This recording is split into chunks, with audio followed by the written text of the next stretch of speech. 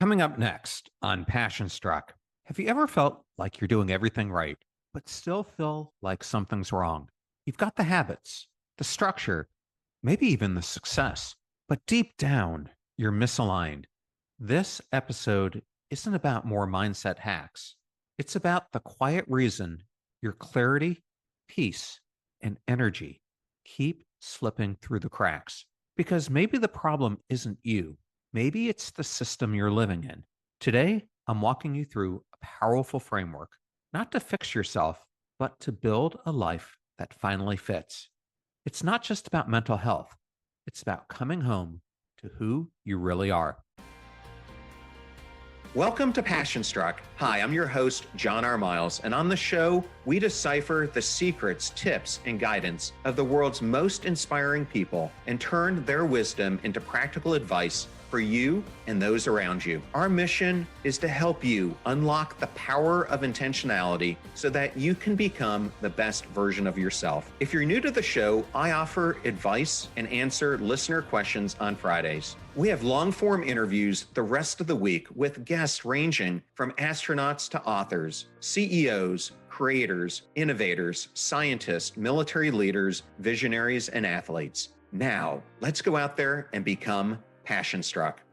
Hey everyone, John here, and welcome to episode 615 of Passion Struck. Before we get into today's conversation, I want to share something that's been a long time coming. We have officially launched The Ignited Life, our new Substack platform this week. It's not just a newsletter, it's a home for everything we talk about here, written, unpacked, and made real. If the podcast is where you hear the spark, The Ignited Life is where you hold the flame. Each week, I'm sharing ideas on personal mastery, emotional fitness, and the quiet architecture of a meaningful life, tools and stories I've never shared anywhere else. No clickbait, no noise, just real clarity for people who want to live intentionally, especially when the world gets loud. You can sign up now at theignitedlife.net or by going to passionstruck.com. I promise it'll stretch you in the best way. And if you're already a subscriber, thank you. This movement is growing because of you. Now, onto today's episode. We've spent May honoring Mental Health Awareness Month, not just by talking about symptoms, but by asking deeper questions. In episode 606, we explored why mental health is the root of everything that matters. In episode 609, I shared 5 practices that help anchor you in seasons of uncertainty. And in episode 612, we dug into how to reframe your inner world for resilience. And the conversations this past week pushed that even further. On Tuesday, I was joined by Joseph Wynn, author of Don't Believe Everything You Think, where we unpacked how our thoughts can become prisons and how releasing your grip on mental stories opens the door to clarity, peace, and self-compassion. Then on Thursday, Janet Edley joined me to explore the intersection of Eastern philosophy, healing, and the art of living consciously. Her perspective on compassion, acceptance, and internal alignment brought a grounded spiritual lens to the work of mental well-being. Today, we continue that thread with a more holistic question. What if the problem isn't that you're broken, but that your environment doesn't reflect who you are? This episode is about building something deeper, a mental health ecosystem designed to match your values, support your growth, and protect your energy. Because your mental well-being doesn't exist in a vacuum. It lives in the daily patterns, people, and places you move through.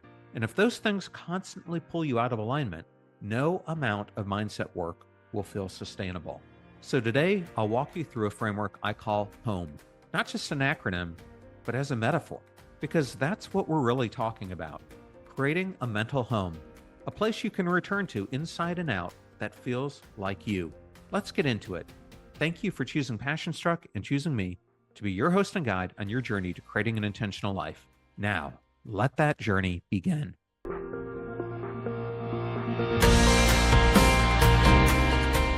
want to take you back to a moment I've never really talked about before.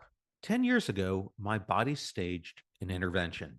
I had just stepped into a new CEO role of a software company. I was navigating a divorce, adjusting to life as a single dad, and on the outside, I was holding it all together, or at least I thought I was. Then, one morning after a workout, something in my body snapped. My chest tightened. My heart started racing. It felt like a heart attack. It wasn't. It was anxiety. What I thought was cardiac was actually systemic. My body sounding the alarm that the pressure I was under had reached a breaking point. I was doing everything right, working out, showing up, managing life like a pro. But on the inside, I was overwhelmed, overextended, emotionally unsupported. That was the moment I learned something that I wish more people talked about. Mental health isn't a checklist, it's an ecosystem. And what I learned is that you can't hack your way out of misalignment.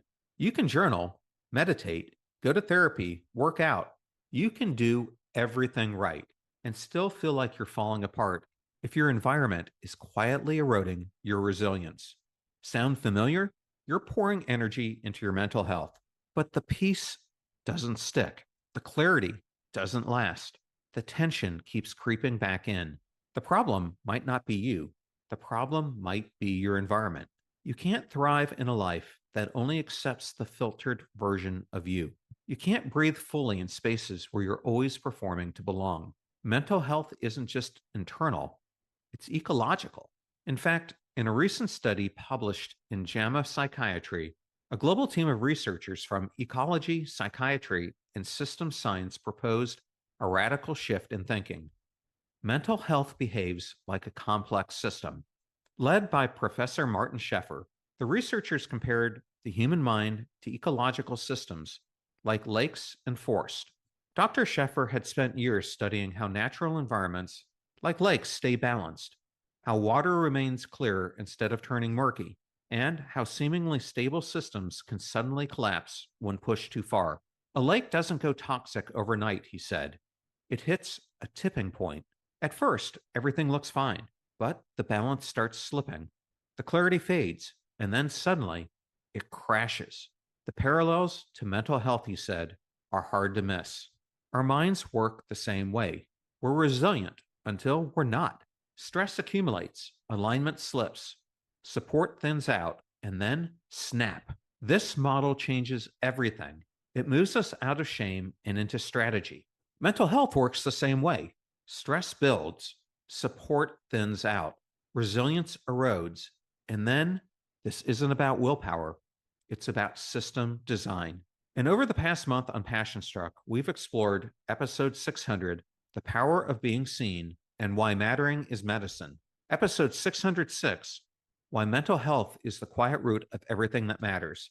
Episode 609, How to Build Habits That Anchor You. And episode 612, How to Reframe Your Inner World for Real Resilience. But here's the truth we haven't named out loud yet. You can do all the right things for your mind and still struggle if your environment doesn't reflect your values. That is why I created Home, a framework for building not just better habits, but an environment that honors who you are and supports who you're becoming. So let's get into it. Let's start with H, habits aligned with your identity. Most people focus on habits for productivity, but the better question is habits for what version of me? In episode 609, we talked about internal credibility, the quiet self trust you build when you show up for yourself, even when no one's watching. This idea is backed by self determination theory, which I explored in depth in episode 386 with one of the theory's co founders, Dr. Richard Ryan. Self determination theory shows that well being is driven by three core psychological needs. First, there's autonomy. I feel like I have a choice. Second, there's competence. I feel capable. And third, relatedness. I feel connected. When your habits reflect your true identity, not just your performance mask, they naturally fulfill these needs. Habits are more than behavior, they're identity signals. So ask yourself, am I doing this because it's me or because it's expected? Does this support the person I'm becoming? And lastly, do my routines feel nourishing or performative? The wrong habits, even if they're healthy, can become quiet stressors. Alignment is the goal, not optimization. We just talked about the H in home because habits aren't just about doing more. They're about doing what actually fits who you are and who you're becoming. Now, let's move into the second pillar of your mental health ecosystem. And for this one, I want you to picture your inner world like a house. Even the strongest foundation means nothing if the walls around you don't hold. And this leads us to O, others who see and support you. Let's be honest. You can be doing everything right internally and still feel unstable if the people around you are misaligned. Your mental health doesn't exist in a vacuum. It's shaped, supported, and sometimes strained by the relationships you live inside every day. In episode 606, I introduced the mattering mental health loop. When we believe we matter, we engage. When we engage, we notice. And when we notice, we act with care. But that loop only works if you're surrounded by people who reflect your truth, not just your output. This is where James Cohen and Lane Beck's research on social baseline theory comes in. Their research shows that the human brain is wired for co-regulation, not isolation. Just being near someone you trust literally lowers your perceived threats and reduces stress responses. It's not metaphorical, it's neurological. In episode 600, I shared how micro moments of mattering, a message, a glance, a note, can feel like oxygen. Those moments remind us, I still register in someone else's world. These aren't sentimental extras, they're emotional infrastructure. So ask yourself, who sees me beyond my performance? Who do I not have to earn my belonging with? Where am I pretending to be okay just to keep the peace? The walls of your mental home are made of people who hold you, not hollow you. Your nervous system doesn't just need safety, it needs connection that doesn't require a performance. Now, picture this. You've built the foundation, you have support beams around you, but inside the walls, you still feel empty, unmoored, like something's missing. That's when it's time to talk about your compass, the internal signal that keeps you from drifting. And this leads us to the letter M in home, meaning anchors you return to. Let me say something you already know. You can feel busy and still feel lost. In episode 609, we explored the idea of drift, when your life looks fine on the surface, but inside, you've lost your sense of purpose. That's when you need an anchor, not a big mission, but a small signal of meaning that keeps you steady. Psychologist Emily Esfani Smith calls this purpose with a pulse. It doesn't have to be a grand vision, just something you can touch today that reminds you of who you are. Meaning isn't a 5-year plan. It's a thread you can hold on to when things unravel. And this ties directly back to self-determination theory. Autonomy gives you choice. Competence gives you confidence, but meaning gives you continuity, a through line that carries across seasons. So ask yourself, what value still feels true, no matter what season I'm in? What part of me stays intact, even when circumstances fall apart? And what kind of impact do I want to leave in the spaces I enter? These aren't just existential prompts, they're mental stabilizers. And as we explored in episode 600, when you live like what you do might matter, the world starts responding that way. Choose one value today. Live it in a small, meaningful action. That's not just movement, that's alignment. And alignment is how you find your way back home. So now, you've laid the foundation, you've surrounded yourself with people who see you, you're rooted in meaning. But now the question becomes, do you have space to breathe? Because even the most beautiful home can become unlivable if it's packed to the walls. And this leads us to the final letter in home, E, emotional space that protects your energy. We live in a culture of compression, calendars with no margin, expectations with no exit. But emotional health requires space. In episode 612, I introduced the idea of emotional margin, the pause between demand and depletion, the moment where you're allowed to feel without immediately needing to fix. This concept is backed by ecological systems theory, which teaches us that we exist in nested environments like home, work, and society. And when every single layer is chaotic or demanding, even the healthiest minds start to unravel. That's why ecosystems have buffer zones.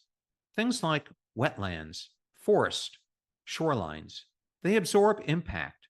They protect the core, and you need the same because you can't access clarity in an environment that never lets you exhale.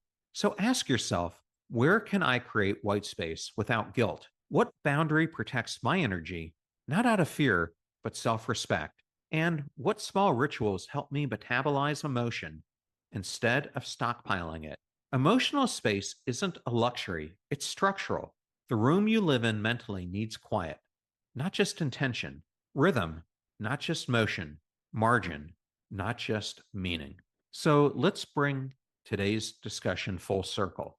Back to that morning, back to the racing heart, the tight chest, the moment I thought I was having a heart attack, back to a version of me that looked high functioning and felt like I was holding it all together by a thread. At the time, I didn't know what I needed. I thought maybe it was stress, maybe exhaustion, maybe just more effort. But now looking back with a new lens, I see it clearly. What I needed wasn't more productivity, it was a better ecosystem. If I had had the home framework back then, I would have recognized that my habits, though structured, weren't aligned with my identity. I would have seen that others around me, though present, didn't fully see me or support the internal shift I was navigating. I would have looked for meaning, not just movement, to recenter in the chaos. And I would have created the emotional space I needed to breathe without guilt. Home isn't just a model, it's a map, a way to build the life you keep trying to push through without burning out in the process. And this episode is part of something bigger. Over the past few weeks, we've had some of the most raw, insightful, and empowering conversations we've ever done on Passion Struck, all centered around mental health as the foundation of intentional living. Here are just a few voices that helped shape this series. Yongey Mingyur Rinpoche taught us how to befriend discomfort and cultivate joy even in chaos. Dr. Andrew Newberg revealed how contemplative practice and neuroscience come together to regulate emotion and deepen awareness. Biet Simkin cracked open what it means to live awake, raw, and fully present in the face of grief and beauty. Elizabeth Weingarten gave us a new way to reflect with questions that lead to clarity and growth. Gretchen Rubin reminded us that emotional awareness isn't fluffy, it's practical. And it starts with knowing what truly makes you feel like you. Every one of these conversations pointed to a larger truth. Mental health isn't the absence of pain, it's the presence of alignment, support, and inner infrastructure. So here's what I want you to ask this week. What part of my environment isn't reflecting who I really am anymore? Not what's broken, not what needs to be fixed, just what needs to be realigned. Start with one part of your home, a habit that needs to evolve, a relationship that needs more honesty, a meaning you've lost touch with, a space you need to reclaim. Because when you create a system that reflects your truth, you don't just cope better, you live better. And that's the goal. Not just survival, but a life that feels like you. And if this episode moved you, share it, talk about it. Most of all, live it. And if you want more support in building a life that feels like home, subscribe to The Ignited Life, our weekly Substack with tools, reflections, and ideas to help you design your life from the inside out. Join the Ignition Room, our free community where the conversation continues beyond the mic. So as you take this framework home and into your own life, I hope it gives you a new lens, not just for what to do, but for how to live in a way that reflects who you really are. Because sometimes the breakdowns we experience aren't failures, they're signals that systems around us no longer fit. And next week, we're diving even deeper into that idea. Coming up next on Passion Struck, I'm joined by Dr. Judith Joseph, psychiatrist and author of High Functioning: Overcome Your Hidden Depression and Reclaim Your Joy. It's a powerful complement to this episode. While today we focused on building the ecosystem that supports your mental well-being, Dr. Joseph shines a light on what happens when you don't, when high performance masks hidden pain, and the people who seem fine are quietly falling apart. What I've found is that when you see people who are overfunctioning, a lot of times it's not just them. It has been contagious. It spreads to their families, it spreads to their team, it spreads even to their pets, right? Everyone's not happy. There's a lack of joy. The anhedonia spreads to the ecosystem. But if you can retrain yourself and start to engage in being present, slowing down, and accessing life the way you should, then that spreads as well. So you can actually reverse things if you're mindful and intentional about it. Until next time, notice more, name what matters, and live life.